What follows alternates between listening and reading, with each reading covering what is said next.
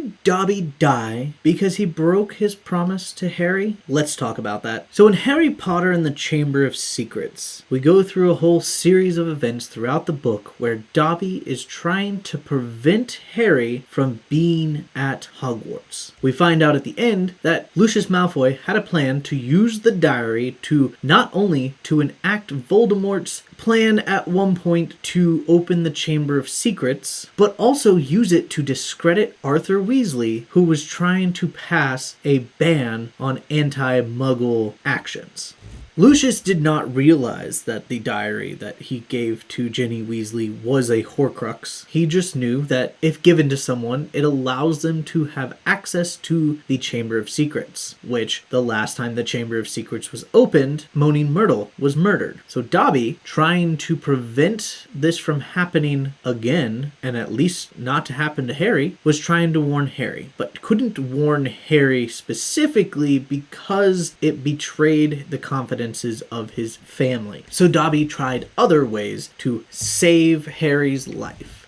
Harry repaid Dobby's kindness by freeing Dobby from his family. And when Dobby asks, "Is there anything I can do to repay you, Harry?" Harry says, "Just promise me one thing. Never try to save my life again." And then Dobby smiles and nods, basically agreeing to this promise to never save Harry's life again.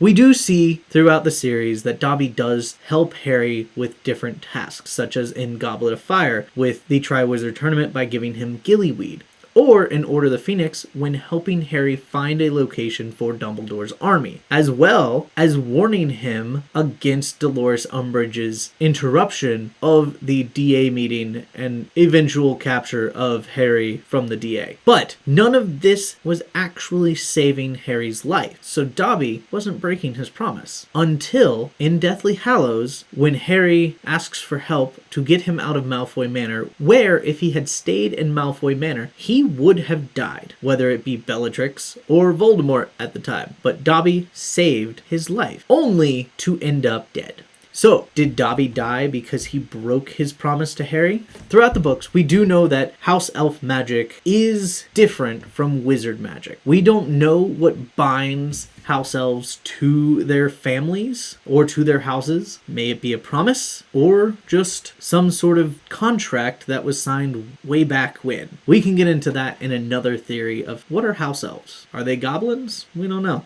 But house elf magic is clearly different from wizard magic because there are multiple instances throughout the books that house elf magic is used when in most cases other magics cannot be used, such as apparating in areas that normal wizards cannot apparate, but house elves can. Hogwarts, Malfoy Manor, Tom Riddle's underground cave with the lake where a creature was able to apparate out because it was an order. So there are many times that house elf magic is underestimated, as well as more powerful than wizard magic. There's also incidences where it may go unnoticed, such as being able to carry a house elf across the lake. It does not count as the magic of two. Or, even in a theory that I have, that the reason Harry was in trouble in the second book with the trace going off was not because he used magic, or magic was used around him, but the way that the trace works is it doesn't detect magical creatures. It only detects humans, magical and non-magical. So Dobby used magic, but is not traceable through the trace. So there was no way to prove that Harry did not use magic. So with the fact that wizard magic and house elf magic are different, and sometimes house elf magic being more powerful than wizard magic, could stand to reason that making a promise could theoretically